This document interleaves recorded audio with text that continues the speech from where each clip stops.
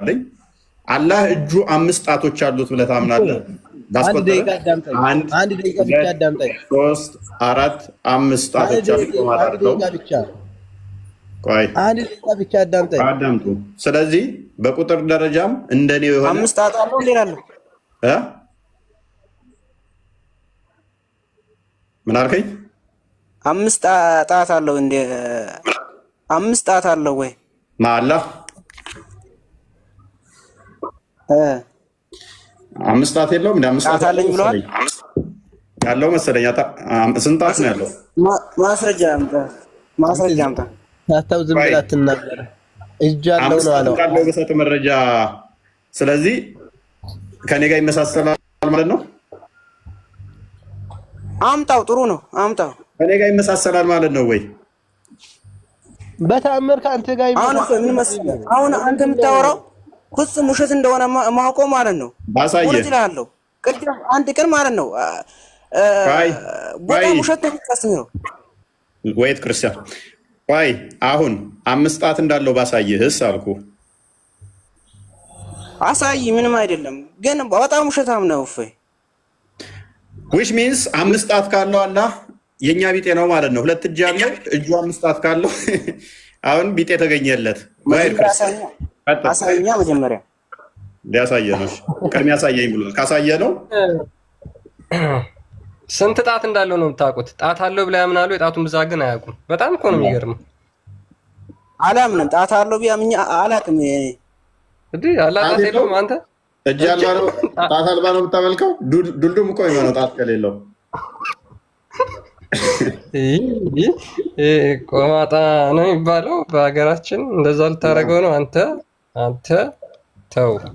እሺ አንብብና ሳይ ሙስሊም 2787 ላይ ምን አለ? አብደላ ቢን መስዑድ እንደተረከው አንድ የጂውሽ ስኮላር ወደ ሙሐመድ መጣና እንደዚህ አለው፣ ሙሐመድ ቬሪሊ አላህ the exalted and the glorious would carry the heaven on the day of the judgment upon one finger። አላህ ሰማይ በቂያማ ቀን ሰማይና ምድር በአንድ ጣቱ ይይዛል። አንድ ጣት ቁጥር ሰማይና ምድርን የሚይዝበት በቂያማ ቀን በአንድ ጣቱ ነው። እሱ ላይ አምነናል እኮ አሁን እዚህ ጋር ጊዜ የምንጨርሰው አላመነም። አሚር ማወቅ ይፈልጋል። አሚር ማየት ይፈልጋል። አያምንም አሚር እንዳለው አላህ ጣት። ስለዚህ አላህ ሰማይን ለመያዝ አንድ ጣቱን ይጠቀማል። and the earth one finger ምድርን ለመያዝ አንድ ጣት ይጠቀማል። አላህ ባለው ነገር አምናለሁ። ፎይ ቁጥር እንደ በእጅ ያሳየ and the mountain and the trees ተራሮችና ዛፎችን በአንድ ጣት 3 and the ocean and the moist upon the earth one finger የውሃ አካላትን በአንድ ጣቱ and in fact the whole of the creation upon one finger ሌሎቹ ፍጥረታት በሙሉ ደግሞ በአንድ ጣቱ ይዛል። 5 ስንት ሆነ ጣቱ? በጣቴ ነው የቆጠርኩት። እንግዲህ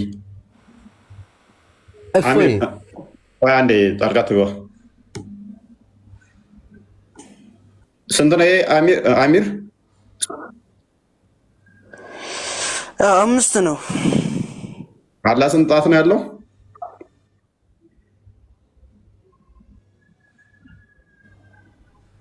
ያ እዛ ጋር ተቀመጠው 5 ጣት ተቀምጠዋል። ስለዚህ ምኑን ነው ቢጤ የለውም የምትሉን ታዲያ?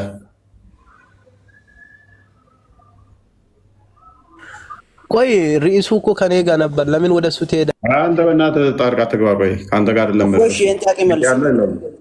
ኢየሱስ አምላክ አለው ወይስ የለውም? አሚር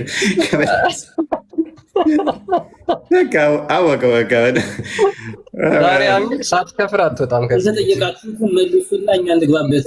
መልስልኝ። የሚጠይቃችሁን መልሱ በስነ ስርዓት። ኦኬ። ስለዚህ አሚር በደንብ ገብተንልሃል፣ በደንብ ገብቶሃል። ክርስቶስ ሁሉን የፈጠረ ነው፣ ሁሉን ያስገኘ ነው። ሁሉን የፈጠረ ሁሉን ያስገኘ ነው። የክርስቶስ አምላክ ይባረክ። ማስረጃ ሁሉን እንደፈጠረ ማስረጃ ሁሉን እንደፈጠረ ማስረጃ 2 ቁጥር 10 ላይ፣ ቆላሲያስ ምዕራፍ 1 ቁጥር 16 ላይ፣ ዮሐንስ ወንጌል ምዕራፍ 1 ቁጥር 3 ላይ ጌታችን ኢየሱስ ክርስቶስ ሁሉን የፈጠረ ነው፣ የሚታዩትንም የማይታዩትንም። ሁሉንም የፈጠረ ሁሉንም የሰራ እንደሆነ መጽሐፍ ቅዱስ በግልጽ ይናገራል። ወንድማችን እናሳይ። ምናልባት እርሱም የማይታይ አምላክ ምሳሌ ነው። የሚታዩትንና የማይታዩትን ሉክ የሚታዩትንም የማይታዩትንም አንተ የምታያቸውንም የማታያቸውንም ነገሮች ዙፋናትም ቢሆኑ ወይም ጌትነት ወይም ማለቅነት ወይም ስልጣናት በሰማይ በምድር ያሉት ሁሉ በእርሱ ተፈጥረዋል። ከፍጥረት ሁሉ በፊት በኩር ነው። ሁሉ በእርሱ ለእርሱ ተፈጥረዋል ብሎ ይናገራል። እዛ ጋር ኢየሱስ ክርስቶስ ነው ያለው። እዛ ጋር እስኪ ማስረጃ አምጣ። ኢየሱስ ክርስቶስ የሚል ስም የለም። ኦኬ፣ እርሱ ከጨለማ ስልጣን አዳነን፣ ቤዛነቱንም እርሱን የኃጢአት ስርየት ወዳገኘንበት ወደ ፍቅሩ ልጅ መንግስት አፈለሰን። ቤዛ የሆነን ማን ነው? ቤዛ አደረገ ማለት አይታይም። እንደ ዝቅ አድርግለት ትንሽ ዝቅ።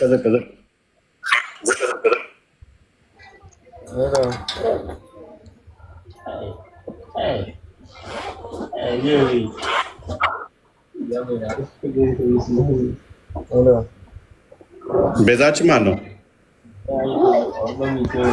እሺ በጣም ጥሩ ነው። አሁን ኢየሱስ አምላክ የለውም አለው። አንዴ ድገምለት። ኤፌሶን ምዕራፍ 2 ቁጥር 10 ድገምለት። ቤዛችን ክርስቶስ ነው። ማቴዎስ ወንጌል ምዕራፍ 20 ቁጥር 28 እንደሚናገረው፣ ማርቆስ ወንጌል 10 ቁጥር 45 እንደሚናገረው ቤዛችን ክርስቶስ ነው። ኤኒዌይስ እኛ ፍጥረቱንና እንመላለስበት ዘንድ እግዚአብሔር አስቀድሞ ያዘጋጀውን መልካሙን ስራ ለማድረግ በክርስቶስ ኢየሱስ ተፈጠርን። በማ ተፈጠርን? በማን ተፈጠርን? አሚር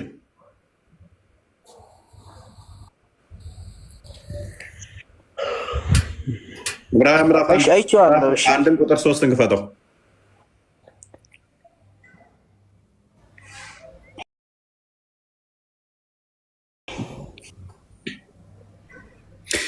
ኦኬ፣ እርሱ የክብሩ መንጸባረቅና የባህሪው ምሳሌ ሆኖ ሁሉን በስልጣኑ ቃል እየደገፈ ኃጢአታችንን በራሱ ካነጻ በኋላ በሰማያት ግርማው ተቀመጠ።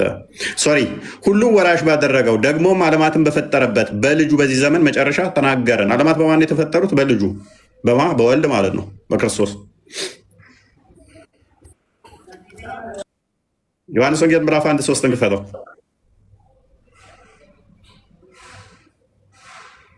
በመጀመሪያ ቃል ነበር፣ ቃልም በእግዚአብሔር ዘንድ ነበር፣ ቃልም እግዚአብሔር ነበረ። ሁሉ በእርሱ ሆነ፣ ከሆነውም አንዳች እንኳ ያለ እርሱ የሆነ የለም። ሁሉ በማን የሆነው? በቃል። ከሆነውም አንዳች እንኳ ያለ እርሱ የሆነ ነገር አለ? የለም። በማ? ሁሉ በቃል ነው የሆነው። ይህ ቃል ቁጥር 14 ላይ ጸጋና እውነትን ተሞልቶ በእኛ አደረ ይላል። ቃልም ጸጋና እውነትን ተሞልቶ በእኛ አደረ። እዚች ጋር ልናገር። እፎይ አንዴ ይጨርሳ ሚር ኦኬ። ስለዚህ ፈጣሪ ለመሆኑ ማስረጃ ላልከን አምተንልሃል። አረ እንደሱ አላልኩም። ለኢየሱስ አምላክ የለውም ወይስ አለው ነው አልኩ። ኦኬ፣ ክርስቶስ የሁሉ አምላክ መሆኑን ተግባባን አይደለ? እዚህ ጋር ተግባብተናል። በጣም ጥሩ ነው። አምላክ የለውም። እሺ፣ ለኢየሱስ ክርስቶስ እዚህ ጋር ተግባብተናል። አልተግባባንም? ተተግባባን እዚህ ጋር። ስለዚህ መጽሐፍ ቅዱስ ላይ የክርስቶስ አምላክና አባት ይባረክ ሲል ምን እያለ ነው? ክርስቶስ ስገው ቃል እንደ ቃልነቱ ዓለምን አስቀድሞ የፈጠረ እንደመሆኑ እነኝን ፍጥረታቱ ሁሉ አስቀድሞ የፈጠረ መሆኑን ተናገርናል። ሁሉ በእርሱ ሆነ፣ ከሆነውም አንዳች እንኳ ያለ እርሱ የሆነ የለም። በማን የሆነው? በቃል። ዓለማትን በፈጠረበት በልጁ። በማ? በልጁ በቃል ማለት ነው። ሁሉም ዓለማት የተፈጠሩት በማን ናቸው? በልጁ። እግዚአብሔር የያዘው ክርስቶስ ግን ማርያምን ከእሷ ስጋና ደምን ተካፍሎ የተወለደ እንደሆነ እናምናለን። እሱ ፍጹም አምላክ እንደመሆኑ ፍጹም ሰው ነው ብለን እናምናለን። ፊልጵስዩስ ምዕራፍ 2 ላይ ቁጥር ፍጹም ሰው አሁን ፍጹም ሰው ፍጹም አምላክ ስትል፣ ስለዚህ ቅድመ ተዋህዶ ያችን የያዘውን ስጋ ለማጠቆም የክርስቶስ አምላክና አባት ተብሎ ይናገራል ማለት ነው። እንደ ሰውነቱ፣ እንደ ቃልነቱ ደግሞ አስቀድሞ ሁሉን የፈጠረ ነው። አንድ ተዋህዶን የምናምን እንደሆነ ስለሆነ ክርስቶስ ከተዋህዶ በኋላ ከፍለን እንዲህ ስለማንል እሱ የሁሉ ፈጣሪ ነው። ራሱ ግን ፈጣሪ አለመሆኑን ይናገራል። ጋን አዘጋጀልኝ ይላል አይደል? ራሱ ፈጣሪ አለመሆኑን ይናገራል። ምንድነው ምላሻችሁ? ወደ ቶፒክ አሁን አስለን አንተ ቆይ ይሄን መልስልኝ። ወደ ቶፒክ ፍጹም አሚር ይበቃል። በስመ አብ በጣም ብዙ ደቂቃ ወሰድክ ዛሬ አንተ። እኔ እውነት እስካሁን የተማርካቸው ነገሮች በሙሉ ህይወት ካልሆኑ ምንም ጥቅም የለውም እዚህ መጥቶ መጨቃጨቁ። ለሌሎቹ ደግሞ እድል እንስጥ። ኦኬ እሺ። ስለዚህ አላህ አይመስልም ስትሉ ምን እያላችሁ ነው? ሙስሊሞች ምክንያቱም አላህ እየጠበቅኳችሁ አንዴ ፎዚ ያለሽ ፎዚ ኢምራን አላችሁ? አሉ ሰላም ነው። ሰላም ነው። እንዴት ነሽ? አልሐምዱሊላህ። ጥያቄ ነበረኝ። ኧረ እፎይ መልስ ስጠኝ። ኦኬ ቆይ አንዴ ተረጋጋ እስኪ። ኦኬ ጥያቄያችንን የመመለስ ፈቃደኛ ነሽ? እኔ ጥያቄ ልጠይቅ ሊገባሁትኝ ኦኬ ትንሽ ቆይት ብለሽ ትጠይቂያለሽ። አንዴ እና ያን እንድትመልሱልኝ ነው። ቆይ እንመልስልሻለን። ጥያቄ አንድ ሰው ለምሳሌ አንድ ክርስቲያን ባልና ሚስት ልጅ ከወለዱ በኋላ ለምንድነው ክርስትና የሚነሳው? እና ክርስትና እስከሚነሳበት ጊዜ ድረስ ያ ልጅ ምንድነው ክርስቲያን እናት አባት ወልዶት ክርስቲያን በመሆኑ እናንተ ለምን አያምኑበትም? ወይስ ሌላ እምነት እንዳለው በውስጣችሁ ስላወቃችሁ ነው ወስዳችሁ ክርስትና የምታስነሱት? እሱ እንድትነግሩኝ ነው። ኦኬ ሌላ እምነት ስላለው ነው ወይ? እነዛ አይደለም። እነዛ ሳይሆን የእናንተን እምነት ይዞ ምናምን ነገር እንደዛ ብለው ነው የነገሩሻል። ሙስሊም ነበር ሰው ሁሉ ሲወለድ፣ ከዛ ወዲያ በውሃ አስጠምቀው ነው ክርስቲያን የሚያደርጉት ነው ያሉሻል። እንደዛ ስለሆነ እኮ ነው። ምክንያቱም አንድ ሰው እናት አባቱ ክርስቲያን ሆኖ ተወለደ፣ ሌሽ ይጠመቃል። ክርስቲያን በመሆኑ እንዴት አያምኑበትም? ይሄ ልጅ ክርስትና ይሄ ልጅ እንትን ካልተባለ እኮ ክርስቲያን በመሆኑ አይታመንበትም። ኦኬ ሙስሊሞች ስትወልዱ ልጅ በሰባት ቀን ምንድን ነው የምታደርጉት? ይገረዛል። ለምን የምትገርዙት? እንዴት አይገረዝም? ወንድ ልጅ ለምን የምትገርዙት? እኔ ጥያቄ መልስልኝ። አንተ ለምን ተገረዝክ? ምንድን ነው የምትገረዘው ይላል። ለምን የምትገርዙት? ጥያቄ መልስልኝ። ሳይገረዝ ሙስሊም መሆን ይችላል? ያ ነጃሳ ስለሆነ ነው። ነጃሳ መሆን ጉዳይ ብቻ አይደለም። እሺ ሐቂቃ ስለ ሐቂቃ ንገሪኝ እስኪ። ለምንድን ነው ሐቂቃ የምታወጡት? የጠየቅኩህን መልስልኝ። ለምንድን ነው ክርስትና የሚነሳው? ሐቂቃ ለምንድን ነው የምታወጡት? ሐቂቃ ምንድን ነው? የጠየቅኩህን መልስልኝ። ለሐቂቃ ንገሪኝ እስኪ። መልስላት። ስለ ሐቂቃ ነው መልስልሃለሁ። እሺ ምንም እንድታስተምሩኝም ምንም አልፈልግም። እኔ ከእናንተ የጠየኳችሁን ብቻ ነው መልሱልኝ። እሺ አዳምጪ። መጽሐፍ ቅዱሳችን በግልጽ እስልምና ላይ ህፃናት ከሙስሊም ቤት ካልተወለዱ ገሃነም እንደሚገቡ ነው የሚናገረው ሀዲሶች አሉ። አይደለም ከእስልምና ውጭ የተወለደ ሙስሊም ሆኖ እንኳን ዲቃላ ከወለደ ንብረት ራሱ አይወርስም። እንኳን ገነት ንብረት ራሱ መውረስ አይችልም። አባቱም አይጠራበትም። ዚህ ስማሽ ነው እንትን ያለው ማለት ነው። ኒካ ሳያስር የወለዳቸው በዛ አባትም አይጠራም፣ ንብረትም አይወርስም፣ እንትንም የለው መፍቶችም የሉትም። ሰው እንደ ክርስትናውስ ይሄ ነገር አለ ወይ? የለም።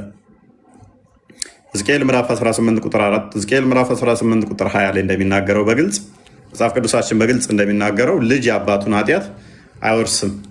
አባት በልጁ ልጅም በአባቱ አይጠየቅም። ነገር ግን ለምንድነው ታዲያ የሚጠመቁት? ኩፋሌ 4:9 ይመስለኛል 40 እና 80 ለምን የሚጠመቁት? ቤተክርስቲያን ለምን የምታስጠምቃቸው? እሱ ቅኖና ይባላል እህታችን፣ ቅኖና ነው። ነሰሰርሊ በዛ ታይም ብቻ ተገደበ አይደለም። በአመትም ሊጠመቅ ይችላል፣ ከዛ ቀድሞም ሊጠመቅ ይችላል። ግን ኩፋሌን መሰረት በማድረግ አዳምና ወደ ገነት የገቡበትን መሰረት በማድረግ ቤተክርስቲያን እሱን ስርዓት ሰርታ ታስጠምቃለች። ደብዳቤው የምታስጠምቀው ዮሐንስ ወንጌል ምዕራፍ 3 ላይ ከቁጥር 3 እስከ 6 ሮሜ ምዕራፍ 6 ከቁጥር 3 እስከ 6፣ ማቴዎስ ወንጌል ምዕራፍ 28 ከቁጥር 19 እስከ 20፣ ማርቆስ ወንጌል ምዕራፍ 16 16፣ ሐዋርያት ሥራ ምዕራፍ 2 ቁጥር 37 እስከ 41 የተሰጡ ህጎች፣ ትእዛዞች አሉ። እግዚአብሔር የሰጣቸው አሉ። ክርስቶስ የነገረን አለ። ምን ሰው ዳግም ከውሃ መወለድ እንዳለበት። መቼ ስንተኛ አልኩሽ? ዳግም ለሁለተኛ ጊዜ መወለድ አለበት። ዳግም ሰው ሲወለድ ምን ይሆናል? የሰይጣን ልጅ ሳይሆን የሚሆነው የእግዚአብሔር ልጅ ነው የሚሆነው። ዳግም በውሃ ይወለዳል፣ ከውሃና ከመንፈስ ይወለዳል። ሶሪ ተዛስ የተጠመቃችሁ ሁላችሁ ክርስቶስን ለብሳችኋል እንደሚለው ገላትያ ምዕራፍ 3 ላይ ከቁጥር 24 አካባቢ ጀምሮ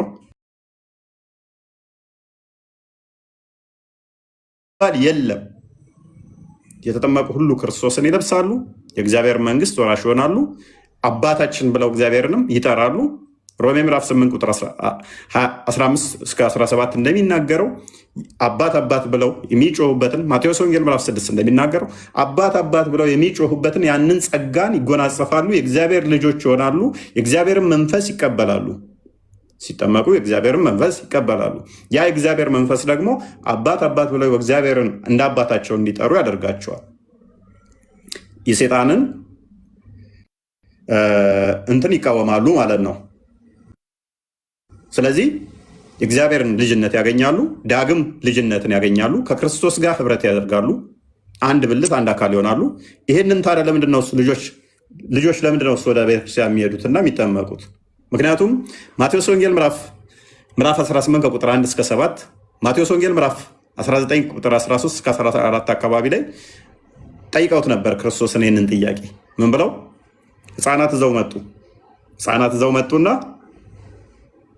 ወላጆች እንዲባርካቸው ዘውለት መጡ። ደቀ መዛሙርቶቹ ገፏቸው። ኖ ህፃናቶች ናቸው አሏቸው። ክርስቶስ ግን ተው ብሎ ተቆጣቸው። ህፃናት ወደ እኔ ይመጡ ዘንድ አትከልክሏቸው አለ። ህፃናት ወደ እኔ ይመጡ ዘንድ አትከልክሏቸው አለና አመጣቸው። ህፃናቶቹን ባረካቸው። መንግስት ሰማት ለእነኛ አይነቱ የምትገባ ነች አላቸው።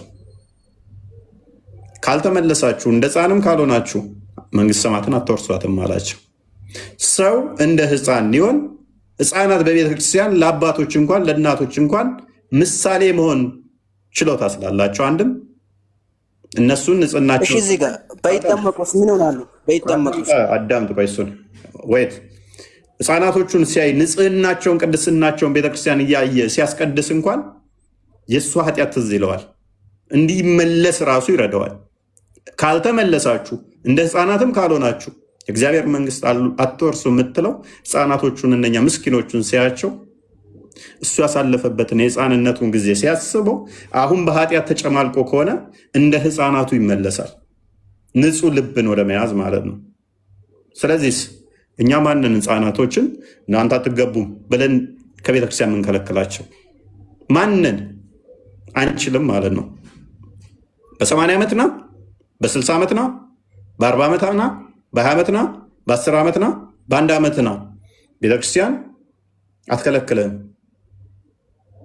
የእግዚአብሔር ልጅነትን ትቋደስ ዘንድ ጸጋ መንፈስ ቅዱስን ትካፈል ዘንድ አጥምቃ ምስጢራትን ትፈጽምልሃለች፣ ለሁሉም ትሰጣለች። ነገር ግን እስልምናን የሚያጠምቋችሁ እስልምናን ለመፋቅ ነው ለሚሏቸው ጥያቄያችን ምን ይሆናል? ከዛ ሱራ 30 ላይ የተፈጥሮ ሃይማኖት ወይ በፊጥራ ላይ ይፈጠራል፣ የፊጥራም ደግሞ የሚፋቅ የሚጠፋ አይደለም ይላል። በውሃ ይጠፋል የሚለው የሙስሊሞቹ ሎጂክ፣ አላህ ደግሞ አይጠፋም ይላል። ስለዚህ ከአላህ ይልቅ ሙስሊሞች ያውቃሉ። አንደኛ ሎጂክ። ሁለተኛ እኛ በጸበል የሚለቀው የምናውቀው ቅዱሱ መንፈስ ሲገባበት የሚወጣው ሴጣን ነው። እስልምና ነው ካሉን እስልምና ሴጣን ነው፣ እናመሰግናለን። ሰው ሲጠመቅ ቅዱሱን መንፈስ ሲቀበል እርኩሱ መንፈስ ይወገዳል። ስለዚህ እስልምና እርኩስ መንፈስ ነው ካሉን ሁለተኛ ሎጂክ እናመሰግናለን። ሶስተኛ ሰዎች ሁሉ ሙስሊሞች ሰላት ማድረግ አለባቸው። ሰላት ካልሰገዱ ሰላት ካልሰገዱ ጁማ ሰላትን ቢያቆሙ እንደ ካፊር ነው የሚቆጠሩት። ሰላት ለመስገድ ደግሞ ግዴታ ውዱ ማድረግ አለባቸው። ትጥበት መታጠብ አለባቸው። በኋላ ሳይታጠቡ ከሰገዱ ጸሎታቸው ተቀባይነት የለውም። አንድ ሰው ጁማ ሰላትን ማይሰግድ ከሆነ ሰላት ከነ ቢያቆም ከእስልምና ይወጣል። ነገር ግን እየሰገደ ውዱ ማያደርግ ከሆነ ማይታጠብ ማለት ያለ ትጥበት ቢሰግድ ስግደቱ ተቀባይነት የለውም። ለምንድን ነው የሚታጠበው? በታጠበ ቁጥር ኃጢአቱ በውሃው ይወገዳል ነው የሚለው። ስለዚህ ሁሌም ይጠመቃሉ ማለት ነው ሙስሊሞች ኃጢአታቸው እንዲወገድ። ሁሌም ትጥበት ካልፈጸሙ ሰላታቸው ተቀባይነት የለውም። ሁሌም መነከር አለባቸው ማለት ነው። እኛ እንዴ እንጠመቃለን? የእግዚአብሔር ልጆች ተብለናል። የእግዚአብሔር ልጆች ተብለናል። ከዛ ወዲያ ምንም አያስፈልገንም። አባት አባት ብለን እንጠራለን። እውነት ነው ሙስሊሞች ይሄ ሴጣንን ለማስወገጃ ነው ካሉን እስልምና ነው። እናንተ እንደምትሉት ሴጣን ነው እስልምና ካሉን እናመሰግናለን። እኛ አምላካችንን ምን ብለን እንጠራዋለን? ሮሜ ምዕራፍ 8 ቁጥር 15 ላይ እንደሚናገረው አባት አባት ብለን እንድንጮህ እሱንም ደግሞ እንደዛ የምንለው ገነት እንደምንገባ ነገረን። ሱረቱ 72 ሱረቱ ጅን ላይ ቁጥር 3 ላይ ለአራማን ልጅ የለውም ብለው የተናገሩት አጋንንቶች ናቸው። የአጋንንቶችን ቃል እዛችሁ አላህ ልጅ የለውም የምትሉ ከሆነ ያ ጥምቀትን መቃወም መፍታችሁ ነው። እኛ በጥምቀት ስላባረር ነው አጋንንትን በጥምቀት አባረር ነው የእግዚአብሔር ልጆች ስለሆን እኛ። እናንተ ደግሞ ጥምቀት እስልምና የሚያስወግድ ነው እስልምና ሴጣን ነው ብላችሁ ስላላችሁ ያ የተባረረው ሴጣን ደግሞ ልጅ የለውም አላ እንዳትጠመቁ ከተጠመቃችሁ ሲጠመቁ የእግዚአብሔር ልጅ ይሆናሉ ሴጣን ይወገዳል ብሎ እንትን ካላችሁ ከሴጣን ጋር መስማማ መፍታችሁ ነው። ሱረቱ ጅን ወይም የጋኔኖች ምዕራፍ ከቁጥር 1 እስከ 3 አላ ልጅ የለውም ያለው ጋኔን ስለሆነ ማለት ነው። እኛ ስንጠመቅ ግን የእግዚአብሔር ልጆች እንሆናለን። ከዛ አንጻር ነው ክርስቲያን ምትላል አስለን ካልተጠመቀ ለምሳሌ ያ ልጅ ተወልዶ ትልቅ እስኪሆን እስኪሸመግል ድረስ ካልተጠመቀ ያ ልጅ ክርስቲያን ነው። ክርስቲያን ነኝ ብሎ ነው ግን አልተጠመቀም። መልካም ኦኬ። ካልተጠመቀ ትልቅ ከሆነ ቆይ አንዴ ካልተጠመቀስ ትልቅ እስከሚሸመግል ድረስ ካልተጠመቀስ ክርስቲያን ነው ወይ? መልካም አንድ ሰው ካመነ መጠመቅ አለበት። ያመነ የተጠመቀ ይድናል ነው። ስለዚህ አንለያቸውም። ማርቆስ ወንጌል ምዕራፍ 16 ላይ አመነ የተጠመቀ ይድናል ብሎ ነግሮናል መጽሐፍ ቅዱስ። ስለዚህ ያመነ የተጠመቀ ይድናል ካለን ካመነ ይጠመቃል ማለት ነው። አንድ ሰው ሙስሊም ነኝ ብሎ ሰላት ባይሰግድ፣ ዘካ ባይሰጥ፣ ሀጅ ባያደርግ፣ እነኝህ እንትኖች እንዳለ ባያደርግ አምኛለሁ ስላለ አይድንም። ሰላት መስገድ ግዴታው ነው። አይ ሰላት ሳልሰግድ ነው አልፈልግም፣ ሰላት ሀጅም አያስፈልግም፣ ዘካም አያስፈልግም ቢል ይድናል? አይድንም በእስልምና።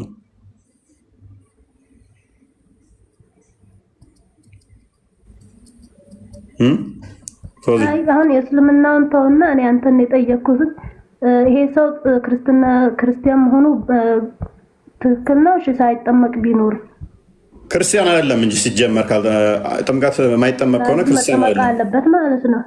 ያ መጠመቅ አለበት። ምክንያቱም ሲጠመቅ እኮ ምን አለ መሰለሽ ፎዚ የሚያምነው ነገር ምንድነው? ሞቼ አልቀርም እነሳለሁ ከክርስቶስ ጋር ለእኔ ሞቶልኛል፣ ሞቶ ተነስቶልኛል፣ ሕያውነት ሰጥቶኛል ብሎ ማመን አለበት።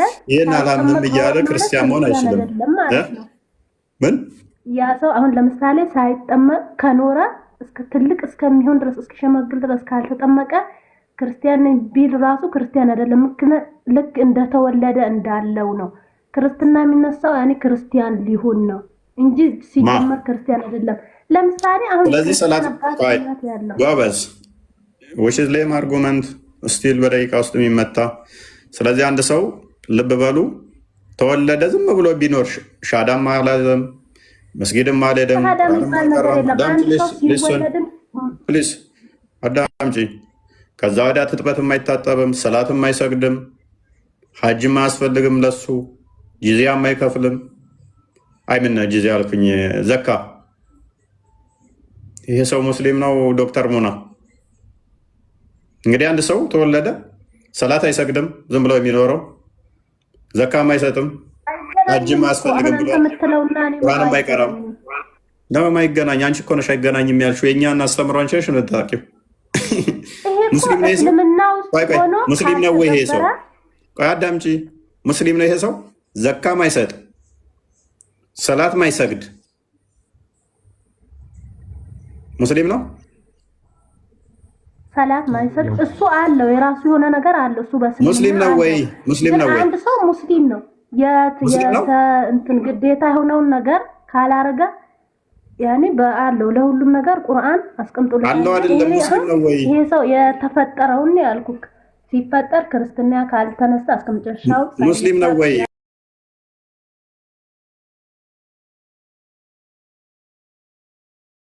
እናመሰግናለን። በስራው ነው የሚገባው አለች። ስለዚህ ምንድነው የሚሰራው? ስለዚህ ህፃናት ምንም አልሰሩም፣ ስለዚህ ገነት አይገቡም ማለት ነው።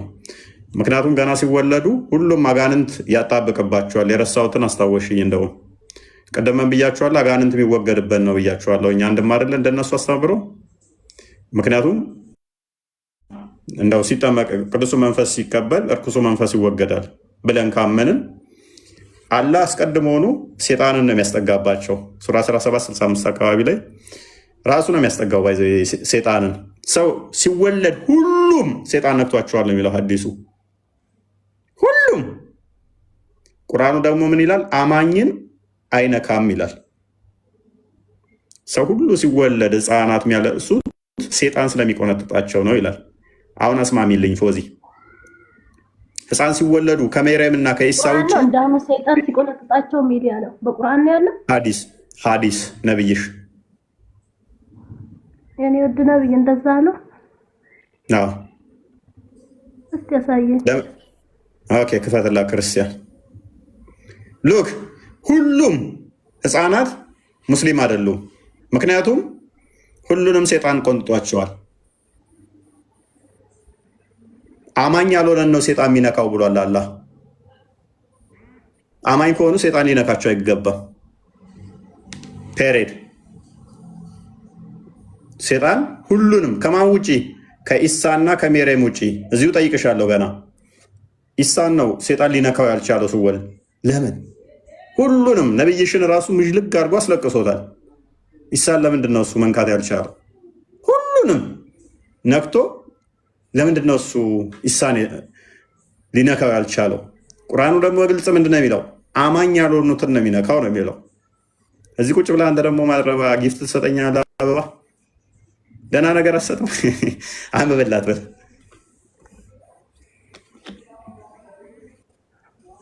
ስታክ እያደረገብኝ ነው። ከፍቼዋለሁ ማይኪን። ያ No child is born, but he is pricked by Shaitan, and he began to wipe because of the pricking. Yeah, no child is born, but he is pricked by the Satan. He begins for weep because of the pricking of the Satan. ልጆች ሁሉ ሲወለዱ ሰይጣን ጎናቸውን ቢቆነጥጣቸው ነው እንጂ ከዛ በኋላ በሰይጣን ቁንጥጫ ያለቅሳሉ። ኤክሰፕት ደ ሰን ኦፍ ሜሪ ኤንድ ሂዝ ማዘር ከኢሳና ከመርየም ውጭ። ስለዚህ ሰይጣን ሁሉ ይቆነጥጣቸዋል ሙስሊሞች ስትወለዱ ማለት ነው። ኦኬ።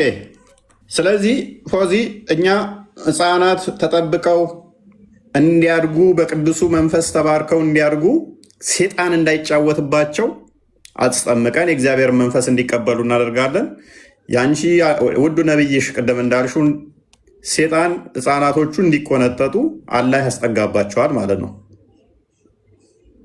የቱ ነው የሚሻለው? እኛ አስጠምቀን እግዚአብሔር እንደባረካቸው ቅድም ክርስቶስ እንደባረካቸው ማድረጉ ይሻላል ወይንስ ሰይጣን እንዲቆነጥጣቸው? እነሆ ባሮቼ በእነርሱ ላይ ለአንተ ስልጣን የለህም ከጠማሞች ከተከተሉ ሰው ሲቀር ብቻ ይላል። ህፃናቶቹ አልቅሰዋል። ጠማማ ካልሆኑ እንዴት ሰይጣን ሊያስለቅሳቸው ቻለ? አንድ ስልጣን የለህም አለው።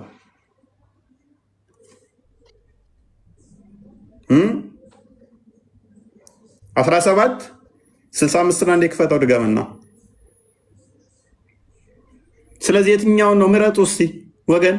አስጠምቆ ቅዱሱ መንፈስ ተቀብለው እግዚአብሔር ልጅ እንዲባሉና ሴጣን እንዳይነካቸው ማድረጉ ይሻላል ወይንስ አላህ ተብዬው ህፃናቶች ውስጥ በሴጣን እያስቆነጠጠ እንዲጫወትባቸው ማድረግ?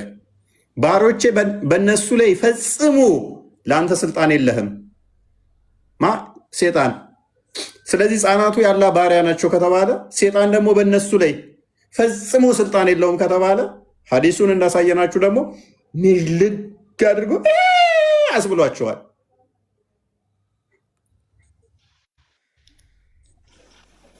እኔ አንድ ጥያቄ ያለ ጠይቄ ልወጣ ነው። አሁን እስካሁን አዳመጥኩ።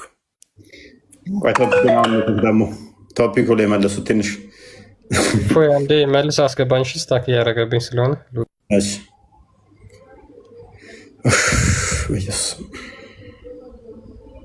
ሊበቃንም ለነገሩ ሰዓቱ ሄዷል።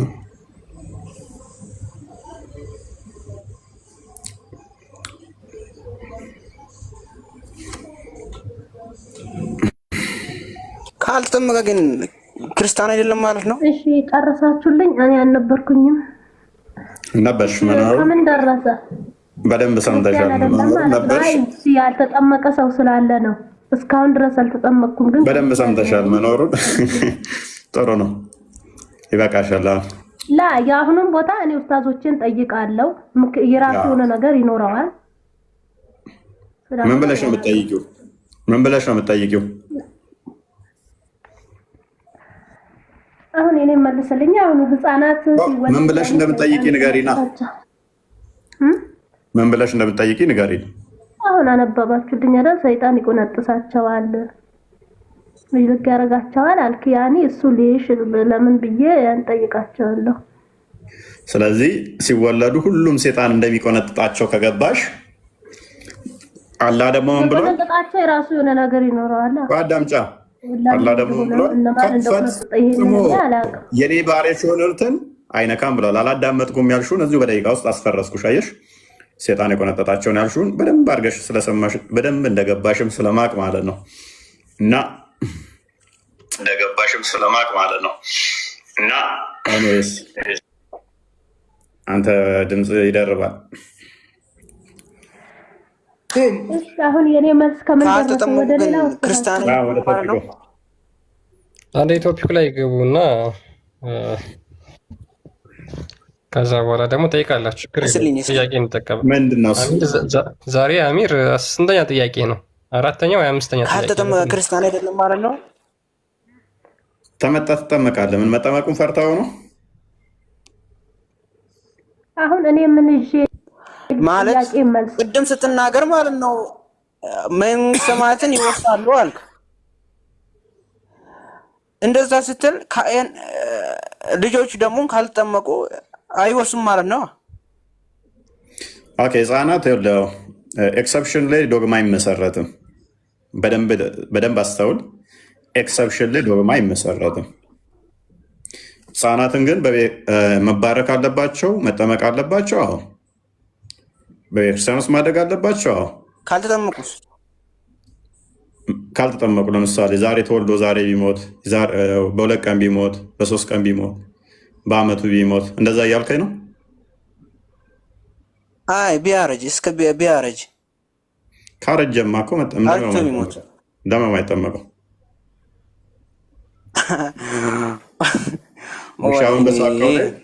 አሁን በሳካው ላይ እስከሚሞት ድረስ ሰላት ባይሰግድ፣ ዘካ ባይሰጥ፣ ሐጅም አያስፈልግም ቢል፣ ነብዩ ያዘዛቸውን ባያደርግ ነው።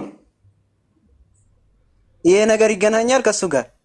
ለአንተ አይገናኝ ይመስላል። ምክንያቱም ጭንቅላትህን እንደዚህ ኔጌቲቭ ነገር ክርስትናው ላይ ብቻ ጥያቄ ይዘህ ስለመጣ ማለት ነው። ምክንያቱም እስልምና ላይ ትእዛዝን ካላከበረ በደንብ አዳምጥ። ትእዛዝን ካላከበረ አስቀድሞውኑ አላመነም ማለት ነው። አንድ ሰው ሙስሊም የሚባለው አርካኖፍ ኢማንና አርካኖፍ ቆያ እንዴ ሚውት አድርግ። ሳሟላ አላህ እና መሐመድ ሰጡ የምትለውን ታላሟላ ሙስሊም አይደለም።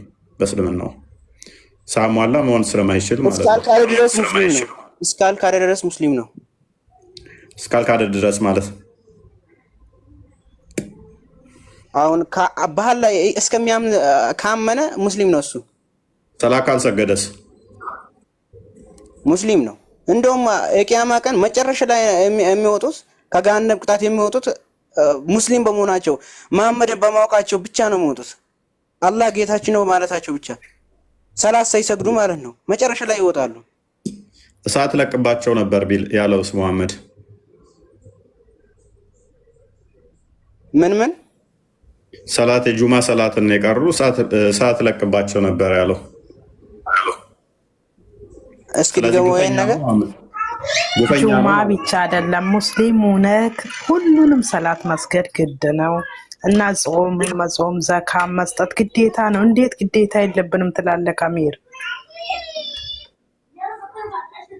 ግዴታ የለብንም አልኩ እንዴ?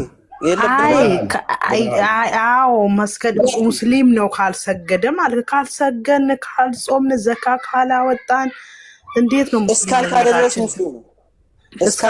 ካደ እኮ ካደ ካልጾመ ካልሰገደ ምንድን ሃይማኖት አለው ይሄ ሰው? እንግዲህ የለውም ክርስቲያንም የለውም ከሙስሊም የለውም። እስኪ አስረዳኝ እንግዲህ ራሱ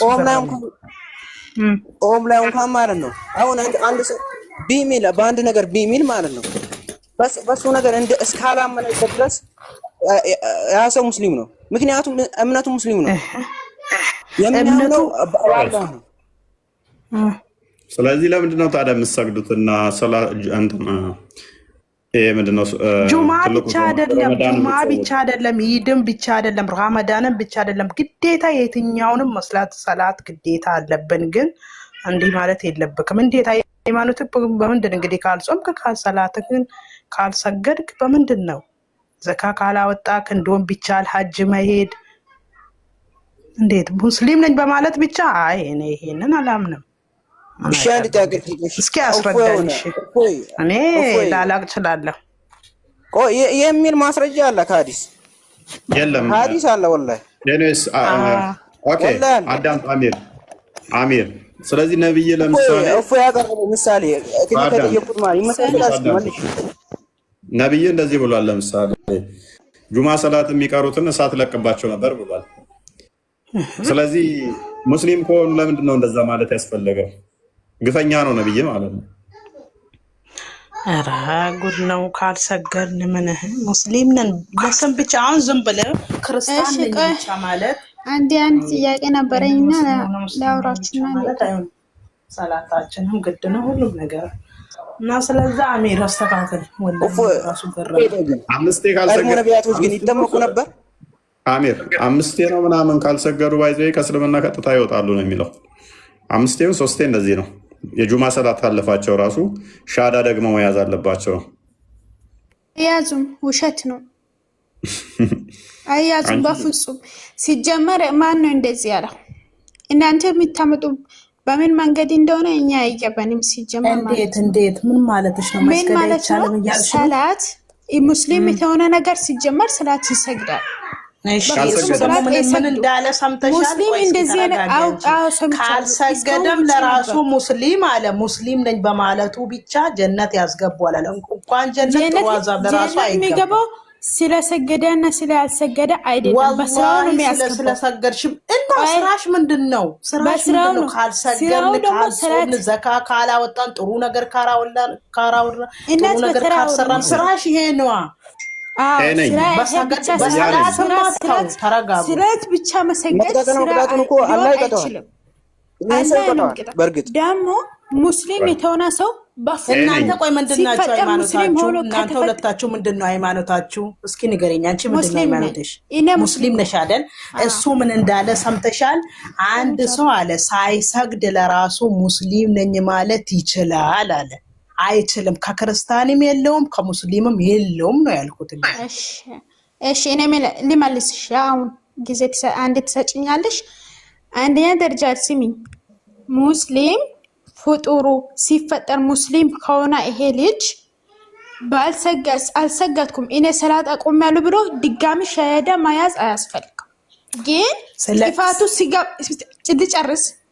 ጥፋቱ ሲገባውና ካልሰገደ ግን ከሞተው አላህ ነው የምጠይቀው። እስከዛ አላውኩም። እድሜ ልክ በቃ አልሰግድም አለ። አይሰግድም፣ አይሰግድም፣ አይጾምም። ቆይ ግን በኋላ ላይ ይሄ ሰው ሻይዳ ድጋሚ ሻይዳ አያዝም። ቆይ ስለነሱ ተውና ስለኛ ስለ ሙስሊም ብቻ አውሩ እናንተ። በክርስትናው በኩል ያለውን ነገር አምጥታችሁ እንትን የሆነ ንዴት ውስጥ አትግቡ። በእኛው ለራሱ አዎ እነሱን አትንኩ። አዎ ስለነሱ አትንኩ። ለምን ብትሉ እኛ ካልሰገርን ለስም ብቻ ሙስሊም ነን ማለት ይቻላል። ሙስሊምነታችን በዚህ ካልሰገርን ይቻላል። እንዴት ይቻላል? መስገዳችንም ግዴታ ነው። ሃይማኖቱ መናገር ይቻላል ሀቢብቲ፣ ሃይማኖቱ መናገር ይቻላል። ግን ሙስሊም ሆኖ ተገባችሁ ተው በቃ። እናንተ ተመካክራችሁ ነው እንዴ? የትኛው ነው ሃይማኖታችሁ? ሲሞልኝ ምንድን መልኩታችሁ የምታመልኩት? ሙስሊም ሆኖ ደግሞ ማይሰግድ የለም። እሱ እንዲህ አለ። አንቺ አልሰማሽም እንዴ? ምን ሆነሽ ነው? ካልሰገርን ይቻላል ሙስሊም ነኝ በማለት ብቻ በስም ለራሱ አለ። እንዴት ይቻላል? አይቻልም። ግዴታ መስገድ አለብህ አልኩት። አንቺ ማለት ነው አንቺ ሙስሊም ከሆንሽ ደግሞ ያፈለግሽው ሐዲስ ወይ ያፈለግሽው ሙስታዝ መጠየቅ ትችያለሽ። ድጋሚ ሻይዳ አያዝም። እኔ የሚያውቀው እንደዛ ነው። ሻይዳ ስለ ሻዳ ታዩ፣ ስለ ሻዳውንማ ታዩ። እንግዲህ ካልሰገርሽ እንዴ ካልሰገርሽ እሱ ያለው አልገባሽም እንዴ? ምን ሆነሽ ነው? ሰምተሻል? እሱ ያለው ሳንሰግድ ለራሱ መስገድ የለብንም ሙስሊም ነን በማለታችን ለራሱ ይበቃናል አለ። እንዴት ይበቃል? አው ይበቃል። አሽሃዱ አላ ኢላሀ ኢላላህ የምትለዋን ቃል መያዝ በራሱ እቺን ቃል የትኛው ሰው ያዛል? በዛ ራሱ ይወጣል። ካልሰገድሽ ካልጾምሽ የሙስሊም ነገር ሁሉ ካላሟላሽ ይሄኛው ብቻ ነው እንግዲህ ገነት አይገባም። ገነት አይገባም። በጣም ገነት ይገባል አላለም። ቅድም ልጅ አንቺ ውዴ አንቺ እኮ በደንብ አልሰማሽም መሰለኝ። ልጁ ጀነት ይገባል አይደለም አለው፣ ግን ሻይዳ አያዝም። ሙስሊምነቱ አይቀየርም ነው አለ። ገነት ይገባል እኮ እያለ ነው። ገነት ይገባል አላለም እሱ አላለም እንዴ? እኔ ልጅ ነው ነበርኩ እኮ እየሰማሁ ብሏል። ገነት ይገባል ነው ያለው። አሚር ገነት ይገባል ነው። ስለ ሰላት ስለ ጾም ዘካ ምናምን ግዴታ አለብን ብንችል ለራሱ በጁማ ግዴታ የለብንም አላለንም። እኛ ሙስሊም አንድ ግዴታ የለብንም አለ። ቀጥሎ ራሱ ዘካ እናውጣለን። ግዴታ የለብንም ብሏል። ሰያነኝ ግዴታ ስላለብን ግዴታ የለብንም። እሱ ደግሞ ምንድነው አለ? ይሄ ግዴታ አይደል እንዴ? ግዴታ የለብንም አለ። ሙስሊሞች ዳራ ወላሂ እነዚህ ለራሱ ይስቁብናል። አሁን ስሙኝ፣ ግዴታ አለብን ለማድረግ ማለት ግን አንድ በተራ እናውራ። እሱ ግን ደግሞ ምንድነው አለ? አንድ ጁማ ሲያሳልፍ ከሙስሊምነቱ ይወጣል አለ። እሱም ብቻ ለማ አንድ ጁማ አይደለም 3 ጁማ ነው። 3 ጁማ ካልሰገደ ሙስሊም አይባልም። አይሄው እሺ፣ ሲመለስ ሻሃዳ ማዝ አለበት። ሻሃዳ ማዝ አለበት። ስለ ሻሃዳው ነው ፈይ ነው ያለው። ግን እንኳን ሰላት መስገድ አይደለም 3 ጁማ ካልመለሰ ሙስሊም አይደለክማ። ወደ ሙስሊምነት ለመመለስ ሻሃዳ መያዝ ግዴታ ነው ያለ እሱ። ትክክል ነው። እንግዲህ ሃይማኖት ክርስቲያን አይደለም ሙስሊም አይደለክም ምን አይታወቅም። ዘካ አያስፈልግም ማለት ነው። ስለዚህ እናንተ ተረጋጉ። አያስፈልግም። ሻሃዳ ካልያዘ ሰው እንዴት ተስሚና ወጣ ምንም አያስፈልጉም። ጾሙ ማያስፈልግ ከሆነ ረመዳን ማቆም ማያስፈልግ ከሆነ ግዴታ ያስፈልጋል። እናታችሁ እናንተ ሶስታችሁ እስኪ ተረጋጉና ይሄን ነገር ልብ ብላችሁ አዳምጡ። መጀመሪያ እፎን ተውት። እሱ ምንም አላለም። ይሄ እኮ ስለኛ ጉዳይ ነው። እሱ ለራሱ ግራ አጋባ ነው እኮ። ያ በናት ለኔ መልሱን ይስጠኝ። ያን ደግሞ ለኔ መጨረሻ መልስ ይስጠኝና ልውጣ ነው እባክህ። ወዚ በቃ አንዴ እናጥራውና እኔ የሚጠይቅህ ጥያቄ ስላለኝ ሲጠይቅና እንድጠይቅና እኮ አንዴ ቆይ። እኔ ወደ ቶፒክ መልሰውና ምን ሙና አንዴ የጻማደ ስለዚህ እኔ ዋና የኛ ቶፒካችን አይደለም። ምንድነው እሱ ሙስሊም ነኝ በማለት ብቻ ዝም ብሎ ኖሮ ገነት ይገባል ስላለ ነው። ባይዘው የቂያማ ቀን ራሱ አላህ ከሚጠይቃቸው አንዱ ለፌክ ሲሰግዱ የነበሩት ራሱ ወገባቸው ደርቆ ይቀራል ነው የሚለው። አይደለም ያልሰገዱ ሳይሰግዱ መኖር ለይምሰል የሚሰግዱት እንኳን ወገባቸው እንደ ስታሹ እንደ እንትን ነገር እንደዚህ ተገትረው ይቀራል ነው የሚለው። ሐዲሶቹ እንደዛ ባህሪ ላይም አለ። ኤኒዌይስ ወደ ዋና ቶፒክ መልሰው አንደ ክርስቲያን ኦኬ፣ ወደ ቶፒካችን እንመለስ። ረጅም ሀሳብ ውስጥ ገባን። ግን ያው ግልጽ ነው። በዚሁ አጋጣሚ ያለውን ነገር ስላየን ጥሩ ነው። ወደ መጀመሪያው ቶፒካችን ስንመለስ መጀመሪያ ስግደት ላይ ከመነጋገራችን በፊት ለየትኛው አምላክ ነው የምትሰግዱት ነው የእኛ ጥያቄ።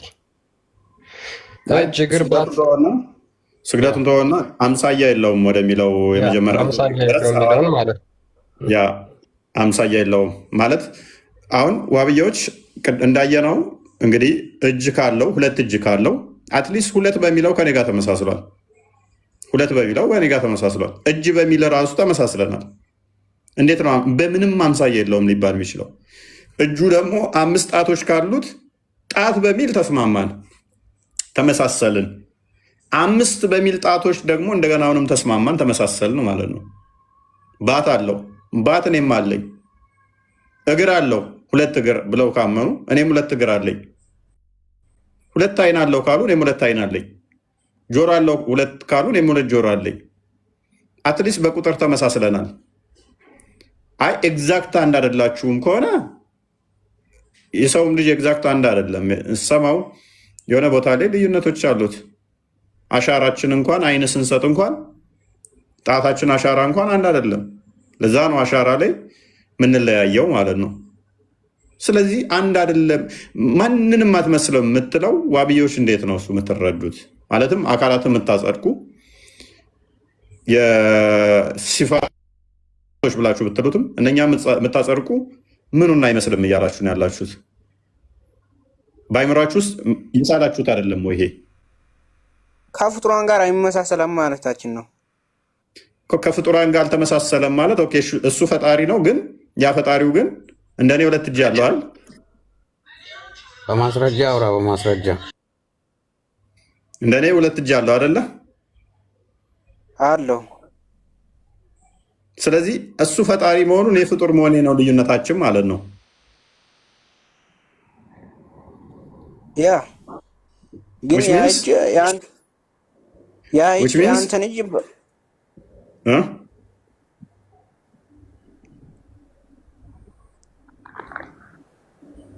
ኦኬ፣ ፈጣሪና ፍጡር አንዴ ፈጣሪና ፍጡር የሚለው ከሆነ ሴንሱ ከሆነ ያለያየን አሁን ያመጣቸው እንዳለ ደግሞ ተመልሰው የሚመታ ይሆናል ማለት ነው። የፈጣሪ ባህሪያት አይደሉም እንዳለ እነኛ ፓርቶች እንዳለ የፍጡር ባህሪ እንጂ የፈጣሪ ባህሪ ሊሆኑ አይችሉም። ፈጣሪ የሚወጣ የሚወርድ ከሆነ መውጣት መውረድ ለፍጡር የሚነገር እንጂ ለፈጣሪ የሚነገር አይደለም። መሄድ መምጣት የፍጡር ባህሪ እንጂ የፈጣሪ ባህሪ አይደለም። እንደ ፍጡር የተረዳውማ አንተ ነው። ኦኬ፣ አንተ ትንቀሳቀሳለህ አትንቀሳቀስም? እንቀሳቀሳለሁ። አላህ ከሌሊቱ 1/3 ይወርዳል አይወርድም? ይወርዳል። ስለዚህ አንተ ፍጡር ነው እያልከኝ እኮ ነው አምላክህን። አላልኩም። ይወርዳል አልከኝ እኮ። ያው መውረድ የፍጡር ባህሪ እኮ ነው። እንደኔ ነው የምወርደው። እስኪ እንደኔ እንደምወርድ እስኪ ማስረጃ ሳይ የኔና በማስረጃ ዝም ብሎ ማውራት አይደለም። በማስረጃ አዳምጡ። አሁን አርጊው እያደረግን እንጂ ስለ ማስረጃ ጉዳይ አይደለም። ገና እንደሚወርድ ተማምነናል። እንደሚወርድ ከተማመንን የኔና የአንድ ወፍ አወራረድ አንድ አይደለም።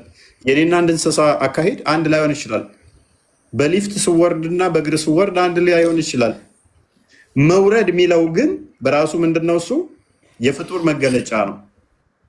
ወዳልነበረበት ቦታ መምጣት ማለት ነው። መውረድ ማለት ወዳልነበረበት ቦታ ሪሎኬት ማድረግ ነው።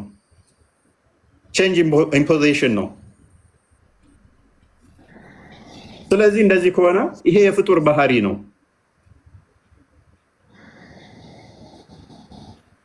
ይኸውልህ እፎይ ቀጥል። ፈጣሪ እኮ ስዕል አይደለም። አንድ ቦታ ፈጣሪ ለምን ተባለ?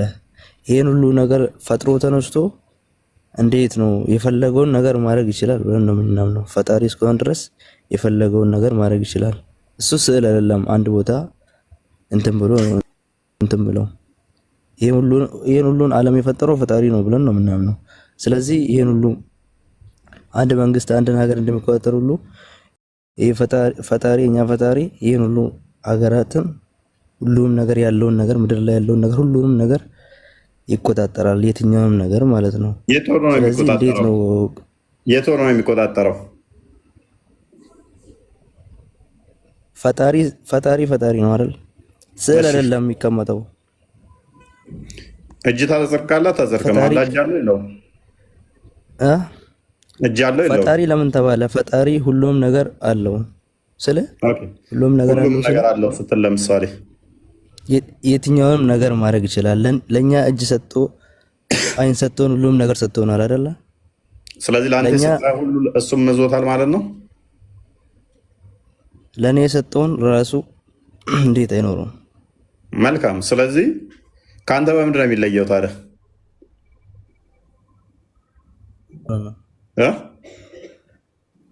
ፈጣሪ በመሆኑ። ስለዚህ ፈጣሪ የምትለው አነሻ የሚለያችሁ እንጂ እንዳንተው ነው ማለት ነው። እንደኔ አይደለም። ምንድነው እንዳንተ? እንደኔ በሆነ እኔ ለምንድን ነው እኔ ሰው ነኝ እኮ እኔ ሰው ነኝ። እኔ እሱ እኮ ነው የፈጠረኝ። እንዴት እሱ ፈጥሮኝ ተነስቶ እንዴት ነው ከኔ ጋር አንድ የሚሆነው? እንዳንተው እግር ያለው እንዳንተው እጅ ያለው ከሆነ እንዳንተው አይንና ፊት እንደዚህ አካላቶቹ ተመሳሳይ ቁጥር ያላቸው ከሆነ ልዩነቱ ሴንስ ላይ ብቻ ከሆነ ስለዚህ እንዳንተ የሚወጣ የሚወርድ ከሆነ ይሄ ፍጡራን ባህሪ መገለጫ ነው፣ የፈጣሪ መገለጫ አይደለም በመጀመሪያ ደረጃ። ምክንያቱም እንቅስቃሴ በራሱ የፖዚሽን ለውጥ እንደዚህ ከሆነ ፈጣሪ ደግሞ በእንደዚህ አይነት ነገር እንቅስቃሴ ያደርግም እያልክ ነው። አንድ ቦታ ነው ፈጣሪ አንድ ቦታ ነው መቀመጥ ያለበት። እንቅስቃሴ ያደርግም እያልክ ነው።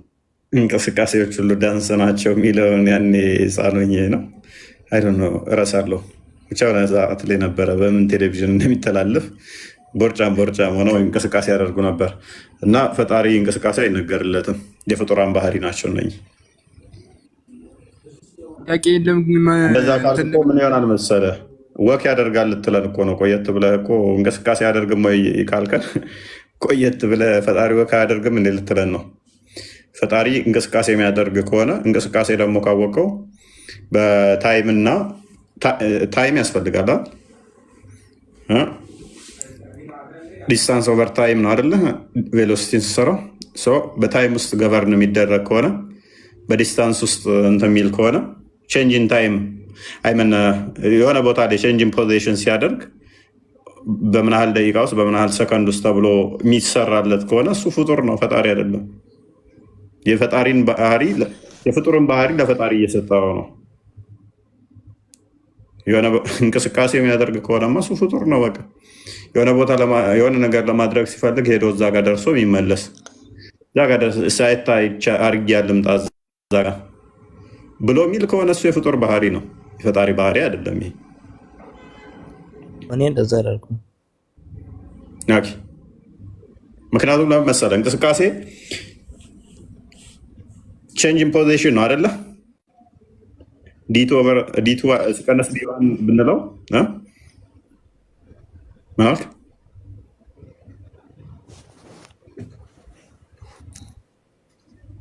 ጠራሽኝ? ማን የጠራኝ? እሱ ራሱ ነበር የቀጠለው። ስለዚህ የሆነ ኢኒሻል ፖዚሽን ሙቭ የማድረግ ከሆነ እንቅስቃሴ ማለት ከሆነ ይሄ ፍጡር ባህሪ ነው፣ ፍጡር ባህሪ ነው።